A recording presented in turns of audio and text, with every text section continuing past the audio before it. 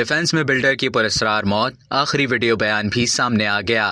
कराची के इलाके डिफेंस में बिल्डर मुतवफ़ी सुहेल का मरने से पहले का वीडियो बयान सामने आ गया, जिसमें मुतवफ़ी ने कहा था कि आमिर वहीद खान और पार्टनर मोइज मुबैना तौर पर मुझे जान से मारना चाहते हैं। मुझ पर कर्जा है और मैं ज़हनी तौर पर बहुत परेशान हूँ। मेरे पीछे गुंडे लगा रखे हैं। शेख सुहेल नामी प्रॉपर्टी डीलर की लाश फेज 7 निशात कमर्शियल में वाक़े एक दफ्तर से बरामद हुई थी। वीडियो पैगाम में बिल्डर शेख सुहेल ने अपने पार्टनर मोइज और वहीद पर इल्जाम आयद करते हुए कहा था कि मोइज ने मेरे घर पर कब्जा किया हुआ है। आमिर वहीद करोड़ों रुपए ले जा चुका है और ये दोनों मुझे मारना चाहते हैं। तफ्तीशी पुलिस के मुताबिक प्रॉपर्टी डीलर मोहम्मद सुहेल का जिना अस्पताल में पोस्टमार्टम मुकम्मल किया गया। इब्तिदाई रिपोर्ट के मुताबिक मोहम्मद सुहेल की मौत सर में गोली लगने से हुई।